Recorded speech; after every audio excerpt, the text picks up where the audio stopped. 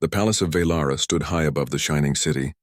Its towers were carved from crystal stone, glowing under the twin suns. It was a place of power, pride, and long tradition. For generations, alien kings and queens had ruled from there, each one raising armies, forging alliances, and defending their people against countless enemies. Now, peace had come. But peace often came with a price. Princess Liara, daughter of the great Queen Seralis, stood at the balcony, her silver eyes watching the morning light spread across the horizon. Her heart was heavy. Today, she would welcome her new husband, the human man chosen for her through the treaty. The alliance had been simple in words, complicated in feeling. The humans had fought bravely in the last war, and their leaders agreed to join bloodlines with the alien royal house as a way of binding peace. To Liara, it felt less like destiny and more like duty. She had seen humans before, of course. They were strange. Shorter than her people, their bodies less strong, their skin soft compared to the armored scales and sharp features of her kind. They were clever, yes, and full of surprising ideas, but warriors? No. Not compared to the generals and soldiers she knew. When the doors of the palace hall opened, Liara turned. Her husband-to-be entered quietly. He was not dressed in jewels or armor, but in simple clothes of dark fabric. His hair was dark brown, his eyes steady, and his steps calm. There was nothing loud about him, nothing grand. "This is Ethan," announced the queen, her voice strong. "Human chosen by treaty. Husband to our princess. May peace be sealed in this bond." Ethan bowed politely, his head lowered, his posture humble. He said nothing more than a few respectful words. Liara studied him, her sharp eyes searching for any sign of strength, of pride, of fire. She found only silence. A whisper ran through the hall. Courtiers leaned to one another. Some smirked. Others shook their heads. "So this is the husband of our princess," one alien noble muttered. "A simple man. A farmer, perhaps?" Liara heard it, and though she kept her face calm, inside she agreed. He seemed plain. Too plain for the daughter of queens.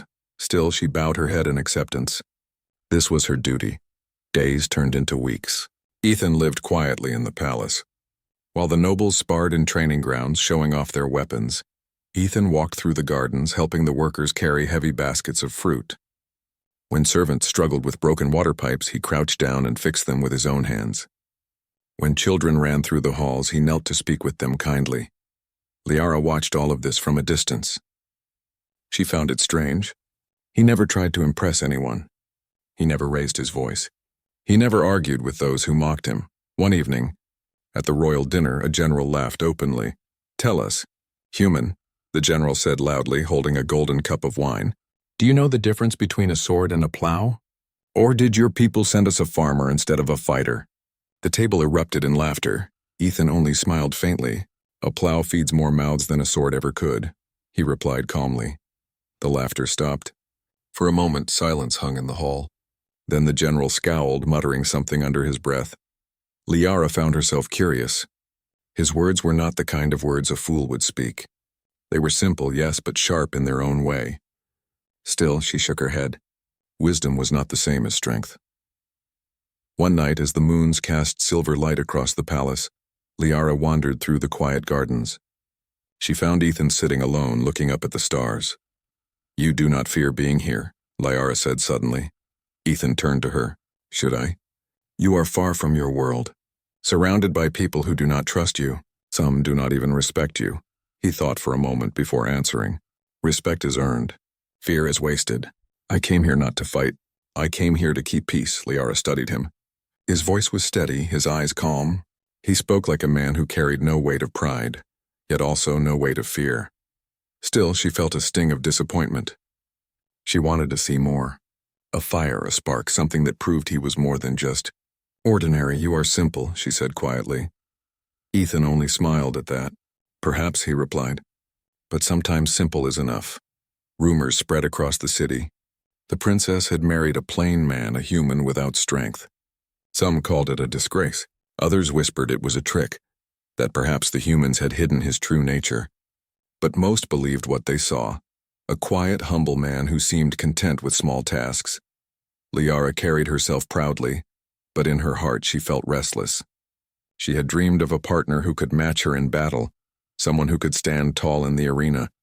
someone who would silence the mocking nobles with the sound of steel. Instead, she had Ethan, yet something about him lingered in her thoughts. The way he never lost his calm, the way he noticed things others ignored, the way children smiled at him as if they trusted him without question. One morning, she watched him from the balcony as he worked alongside farmers in the outer fields. He lifted stones twice his size, repaired broken fences, and guided animals with patience. The villagers cheered for him, grateful for his help. Liara crossed her arms. Strange, she whispered to herself. He has no sword, no shield, and yet the people already follow him. She turned away, pushing the thought from her mind. To her, Ethan was still a mystery she did not care to solve. Not yet. But destiny has its own way of revealing truth. Because while the princess doubted her husband, shadows were moving beyond the borders. Enemies were not far, and soon the quiet human would no longer be able to remain simple. The days of peace in the palace did not last long. Beneath the glowing skies and crystal towers of Velara, shadows began to stir. The kingdom's enemies had not forgotten their defeat in the last war. One evening, as the suns dipped low, the royal council gathered in the great hall. Long tables were covered with maps, glowing orbs showing border lines and lists of missing scouts. The mood was tense. The warlord Kreth has returned, announced General Vaynar, his armored chestplate shining under the lanterns. His voice carried across the chamber like thunder. Our scouts report his banners near the northern frontier. His army grows larger each day. He wants revenge. A murmur swept through the nobles. Some clenched their fists. Others looked nervous. Queen Seralis kept her calm, but her sharp gaze moved to her daughter. Liara, you must prepare. The people will look to you as their protector. This warlord will not stop unless he is broken again. Liara bowed her head. I will be ready, mother. In the corner of the chamber, Ethan sat quietly listening. He had not been asked to speak. He was only the human husband after all. Most of the nobles ignored him as if he were part of the furniture. But Liara noticed him. He leaned forward slightly, eyes scanning the maps. He seemed to understand them faster than most of the trained generals. His face gave nothing away, but Liara felt he was storing every detail inside his mind. She frowned. Why did he care so much? Why did he look at those maps with the eyes of someone who had seen war before? That night the palace grew silent. The stars stretched wide across the sky, and the sound of insects hummed through the gardens. Liara walked alone near the eastern gate. Her thoughts were heavy. Suddenly, a shadow moved across the wall. She froze. Before she could draw her blade, a figure leapt from the darkness, an assassin dressed in black armor, twin blades gleaming. Liara raised her sword just in time. Steel clashed, sparks flying. The assassin struck fast, too fast for a common thief. This was no ordinary attacker. He was trained, skilled, and deadly. Liara fought hard, blocking and striking back, but a second shadow leapt down from above. Two assassins now circled her. Her heart pounded. She was strong, but they were coordinated, aiming to end her life before she could even cry for help.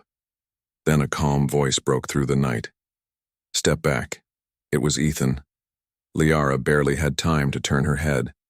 Ethan moved faster than she thought possible. With nothing but a wooden staff he had grabbed from the garden path, he intercepted the first assassin's blade. The weapon rang against the wood, but instead of breaking, Ethan twisted it in a way that sent the assassin stumbling.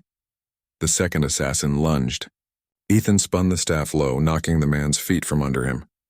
In one swift motion, he struck the other in the chest, sending him crashing into the wall. Liara stood frozen. The assassins were trained killers. She had nearly been overpowered, and yet her quiet human husband had handled them as if he had practiced this all his life. The attackers scrambled to their feet and fled into the shadows, leaving behind only the echo of their boots.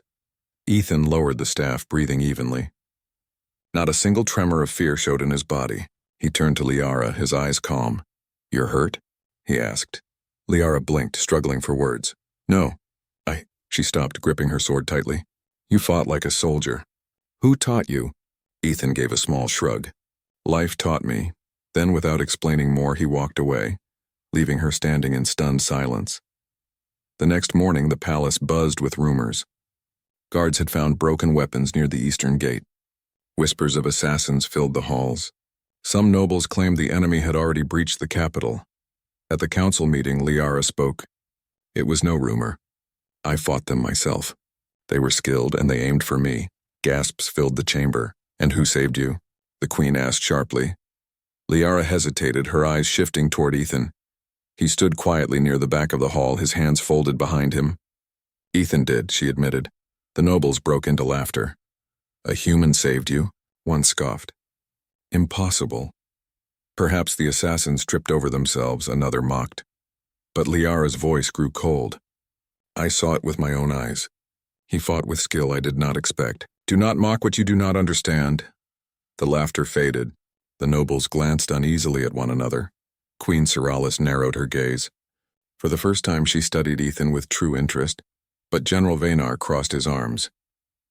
Whether he fought or not, he is still human, and humans are fragile. If war comes, Princess, you cannot rely on him. Ethan did not argue. He only bowed his head in silence. Later that evening, Liara found Ethan repairing a broken water pump in the courtyard. She approached him, her footsteps sharp on the stone. You could have explained yourself, she said firmly. Ethan looked up. About what? About how you fight. About why you know the ways of soldiers. About why you... She cut herself off, frustrated. He turned back to the pump, tightening a bolt. You already have your answer. You saw me. That is not enough, she pressed. You are more than what you pretend to be. Ethan's hands slowed for a moment, then rested on the metal. He sighed quietly. I only want peace, Liara. If I show too much of who I was, peace becomes harder. She studied him carefully, searching for lies. But his eyes held nothing but truth. Still, questions burned inside her. Who exactly had she married? Far from the palace, across the northern hills, the warlord Kreth received news of the failed assassination. His massive form loomed over the campfire, his scaled face twisted with fury. 2 assassins defeated by a princess and a human husband, he growled. His voice rattled the air. Unacceptable. The messenger bowed low, trembling. The human... He is not ordinary. He fought with the skill of a warrior. Kreth's sharp teeth glinted in the firelight. A warrior? A human? He let out a harsh laugh. No matter. If this man stands in my way, I will crush him like dust. He raised his blade, pointing it toward the south. Prepare the army. Soon the palace will know fear again. Back in Valara, Liara could not sleep. She walked to the balcony where Ethan often sat. Tonight he was there again, staring at the stars. She sat beside him quietly. For a long time, neither spoke. Finally, she broke the silence.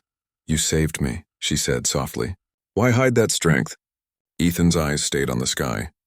Because strength invites challenge. If people think I am simple, they leave me be. That gives me peace, Liara turned to him. But war is coming. You cannot stay hidden forever. Ethan's lips pressed into a thin line. For the first time, Liara saw a flicker of something in his eyes. Not fear, not pride, but something heavier. No, he said at last. I cannot. And with those words, Liara's heart began to stir with both dread and curiosity. Her husband was no simple man. Something deeper lay beneath his calm surface, something that might decide the fate of kingdoms. The city of Valara had not seen fear for many years, but now unease spread like smoke through its streets. Markets were quiet, laughter faded, and people whispered about the warlord Kreth's army gathering near the northern frontier. Inside the palace, the council met daily. Generals argued over strategies. Nobles quarreled about resources, and the queen listened with a sharp, unreadable face. But the news grew worse. Kreth had sent a messenger to the gates. The man rode a beast with armored scales, his voice booming as he read the warlord's demand. Send your strongest warrior. One duel will decide the fate of your kingdom. If your champion wins, I will retreat. If he falls, your people will kneel under my rule. The messenger left his words behind like poison, and soon the entire city knew of the challenge. In the great hall, the council erupted in noise. This is madness, shouted General Vanar. It is a trap. Perhaps, said another noble, but we cannot refuse. If we deny the duel, the people will think us weak. Kreth will attack with their fear already in his favor. The queen's voice cut through the arguments. Then we must choose a champion. One by one, the names of mighty warriors were suggested. Some were veterans of the last war. Others were young and eager for glory. But when they heard the name of Kreth's chosen champion, their faces turned pale. The warlord had chosen his general. Raxer, a giant of a being taller than 3 men, With armor said to be forged from the bones of fallen beasts, he had never been defeated. Silence filled the hall. No one wished to step forward. It was then a calm voice rose from the back. "I will fight." Every head turned. It was Ethan. He stood with his hands at his sides, his expression steady, his tone as calm as if he had offered to fix a broken gate. For a moment, silence reigned. Then the hall erupted in laughter. "You?" a noble sneered. "A human farmer? You would die before the duel even begins," another scoffed. General Vaynar slammed his fist on the table. "This is no place for jokes. You insult the council with such words." Ethan did not argue. He only repeated, "I will fight." Liara's heart twisted. She rose to her feet, her voice sharp. "No, this is not your place, Ethan. Do you not understand? This is Raxer we speak of. He will crush you like dust." Ethan met her eyes calmly. "Perhaps, but I must fight." Liara clenched her fists. "Why? Why risk your life?" He paused before answering. "Because I am your husband. Because I gave my word when I stood beside you. And because if no one else will fight, then I will." The hall grew quiet again. His words carried no pride, no arrogance. Only simple truth. For the first time, some of the nobles stopped laughing. The day of the duel came quickly. The arena was carved into the side of the mountain, its stone walls rising high, its floor wide enough for armies to clash. Today it held only 2 warriors. Thousands filled the stands, the air trembling with the sound of drums. Banners of the kingdom waved in the wind, but fear still gripped the hearts of the people. Could a human truly face Raxer? Liara sat beside her mother, her heart racing. She wanted to believe Ethan, but fear gnawed at her. She had seen Raxer once before on the battlefield. His strength was monstrous. He had torn through squads of soldiers as if they were grass. When Raxer entered the arena, the crowd gasped. His armor glowed with crimson light, his massive axe resting on his shoulder. He raised it high, roaring, and the sound shook the very stones. And then came Ethan. He walked in quietly, no armor upon his body, no shield to guard him. In his hand he carried a weapon none had seen before. It was a blade, long and curved, forged of black steel that shimmered with strange light. Gasps filled the air. The weapon looked ancient, older than the palace itself. Liara's breath caught. She had never seen Ethan with a sword. He had hidden it all this time. "What? What is that?" she whispered. The queen's eyes narrowed. "Not of our making. That is human steel. Deathworld forged." The crowd fell silent. Even Raxer paused for a moment, studying the strange weapon. Then he laughed, deep and cruel. "You think a human blade will save you? I will break you, little man." Ethan only stood still, his eyes calm. "We will see." The duel began with a roar of drums. Raxer charged forward, his massive axe swinging down with the force of a storm. The crowd gasped as the strike shook the ground. But Ethan was no longer there. He moved aside with speed that shocked the eye, his blade flashing. Raxer's armor sparked as steel kissed its edge. The giant snarled and swung again. Ethan ducked, turned, and struck low, cutting across the beast's leg. It was not a deep wound, but it made the champion stumble. The crowd erupted in cries. No one had ever made Raxer stumble before. Liara gripped the railing, her heart pounding. She had never seen Ethan move like this. His calm, quiet nature had vanished. In its place was precision, control, and deadly skill. The duel raged on. Raxer attacked with strength like thunder, each blow enough to shatter stone. But Ethan flowed like water, stepping aside, striking only when needed. His blade glowed brighter with each clash, its black steel singing. Liara's eyes widened as she realized something. Ethan was not fighting with rage. He was not trying to overpower Raxer. He was simply in control. Every move was measured, every strike chosen with care. This was no simple man. This was a warrior trained beyond anything she had ever known. At last, Raxer roared in fury, lifting his axe for a killing blow. Ethan stepped forward instead of back, moving faster than the eye could follow. His blade cut across the giant's weapon, shattering it in two. The arena fell silent. Raxer staggered, stunned. Ethan's blade rested at his throat. For a long moment, neither moved. Then Raxer dropped to his knees. The duel was over. The crowd erupted into thunderous cheers, their fear vanishing in an instant. A human, Ethan, had defeated the champion who had never lost. Liara could not move. She could only stare, her heart racing, her thoughts spinning. Her husband, the man she had thought simple, had just saved the kingdom with one blade. Ethan lowered his weapon and turned his calm gaze to her. He said nothing, but his eyes spoke. "This is who I am." Liara's breath caught. For the first time, she realized she had never truly known him. But deep inside, a new feeling began to grow. Awe, and perhaps something even stronger. The next morning, the palace was quieter than usual. Servants moved carefully through the halls, speaking in whispers as if they feared to disturb something heavy in the air. The princess sat at the long table, her breakfast untouched. She was lost in thought, her mind circling around her human husband. The day before, he had drawn that strange weapon, the one that hummed with hidden power. The sight of it had shaken her deeply. All her life, she had believed humans were weak, gentle creatures who needed protection.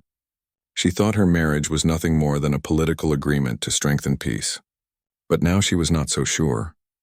The human entered the room quietly, carrying himself with calmness. His eyes scanned the chamber, and then he walked toward her. The princess lifted her gaze and studied him with suspicion, curiosity, and even a small touch of fear. "You didn't eat," he said softly, looking at her plate. "I was not hungry," she replied, though it was not the truth. She simply could not bring herself to focus on food while questions filled her mind. The human sat across from her. For a long moment, silence stretched between them. Finally, the princess spoke. "Yesterday, that weapon you carried, it is not something simple. It looked like a blade, but it felt alive, as if it contained storms inside. Where did you learn to use such a thing?" He did not answer right away. Instead, he poured himself a cup of tea and sipped slowly, as though deciding how much truth he could share. At last, he looked at her. "It is not only a weapon," he said. "It is part of who I am." His words made her heart beat faster. "Then you are not the simple man you pretended to be," she said. "Why hide it? Why keep this secret from me?" The human leaned forward, his face serious now.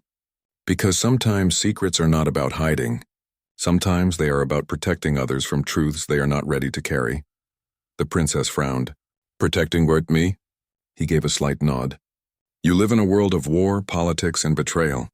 But if you knew all of me too soon, perhaps you would see me as only another weapon. I did not want that. I wanted you to see me as a man first." Her chest tightened. His words carried weight she did not expect. She had seen many warriors in her life, men and women who boasted of strength, who demanded glory. But here sat a man who hid his power, not to gain, but to protect. Before she could speak, the doors to the hall opened sharply. A messenger rushed inside, his face pale. He bowed quickly to the princess. "Your Highness, forgive the intrusion. The council demands your presence. Something urgent has come." The princess stood at once, her mind alert. She turned to her husband. "Come with me," she said. They walked together to the council chamber where alien lords and generals already argued in loud voices. The princess raised her hand and silence spread quickly. "What has happened?" she demanded. One of the generals stepped forward, his armor marked with the colors of war. "A neighboring system has declared rebellion. They no longer accept your rule? Worse, they are armed with weapons we thought long lost. Someone has supplied them." The princess's eyes narrowed. "Who would dare supply rebels?" The general lowered his voice. "We believe it is someone within our own court. A traitor." The chamber grew tense. Whispers spread among the lords. Betrayal from within was more dangerous than any enemy outside. The princess's husband listened silently, his eyes scanning each face in the room. He noticed small details, the twitch of a hand, the nervous shift of a foot, the way one counselor avoided the princess's gaze. He leaned close to her ear and whispered, "Trust your instincts, but also watch those who look away." She gave him a puzzled glance but nodded slightly. Then she stood tall. "We will not let this rebellion grow," she declared. "Prepare the fleet. We will meet them before they spread further. And find the traitor, no matter who it is." The council members bowed, though unease lingered in their faces. After the meeting ended, the princess walked quickly down the corridor, her husband beside her. "You saw something, didn't you?" she asked him. "Yes," he said simply. "One of your lords fears discovery. He may be the one feeding weapons to your enemies." Her eyes sharpened. "You read him like a book." "I've spent my life among liars and warlords," he answered quietly. "You learn to see the truth in small things." The princess stopped walking and turned to him. "Then tell me, why help me? Why not let me walk into danger? If you could so easily keep yourself safe." He met her gaze without flinching. "Because you are my wife, and because I chose to stand at your side no matter what comes." Her heart trembled. She wanted to believe him, but doubt still lingered. She could not forget that he had hidden so much from her. That night, as the fleet prepared to leave for battle, the princess stood by the great windows of the palace, looking out at the stars. She felt the weight of leadership pressing heavily on her. She wanted strength, yet she also wanted truth. Her husband walked to her side. For a moment, neither spoke. The stars stretched endlessly before them. "Do you trust me?" he asked finally. She hesitated. Then, with honesty, she answered, "I want to." He gave a small smile. "That is enough for now." The next day, their fleet entered the dark void of space. Ships spread out in perfect formation, weapons ready. At the center, the princess's command vessel led the way. Her husband stood near her, silent but watchful. When the rebel fleet appeared, the air on the bridge grew heavy. The enemy ships were strange. Old designs but modified with deadly new power. The princess realized at once that this was no simple rebellion. Someone strong guided them. The battle began with a flash of light. Laser fire cut through the black sky. Explosions shook the ships. Orders were shouted. The princess held her ground, calm and fierce, her voice steady as she commanded her fleet.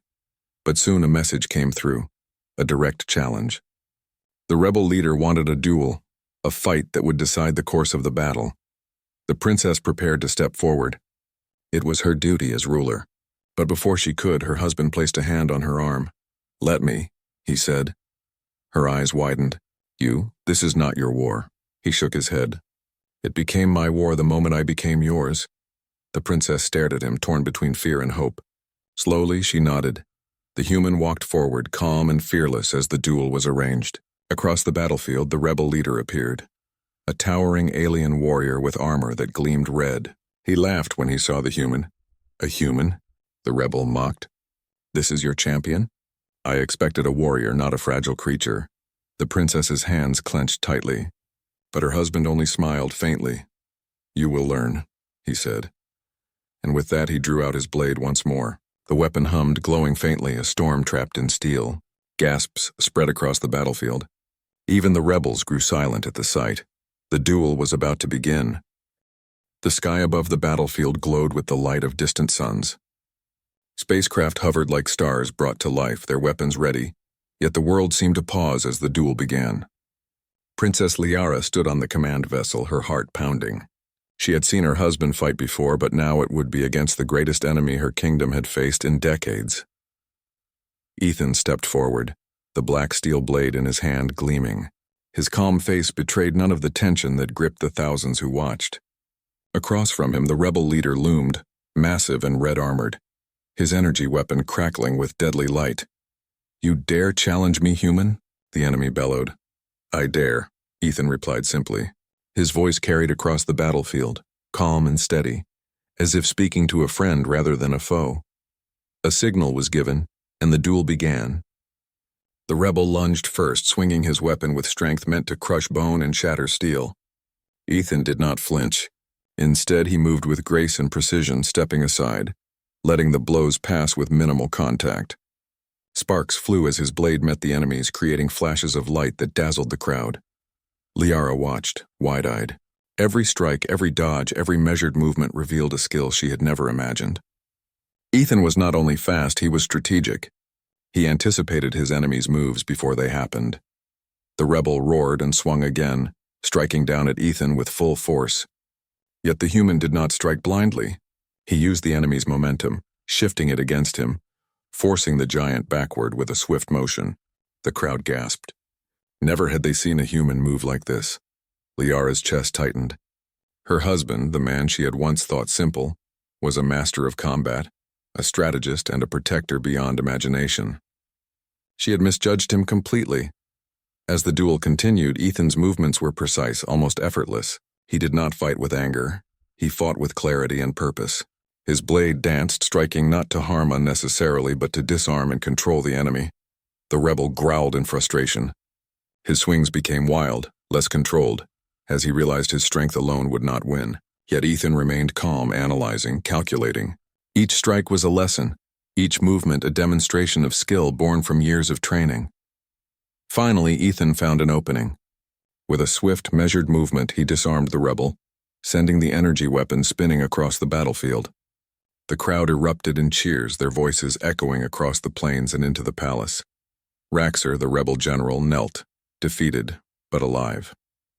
He had underestimated the human. The enemy fleet paused, unsure of what to do next. Even Kreth, the warlord who had orchestrated this rebellion, could not believe what he saw. Ethan lowered his blade and stepped back. His calm gaze met Liara's. In that moment, she understood fully. This was not a man who had hidden his strength for pride or fear. He had done it to protect her people, and to honor his word. After the duel, Ethan approached the princess.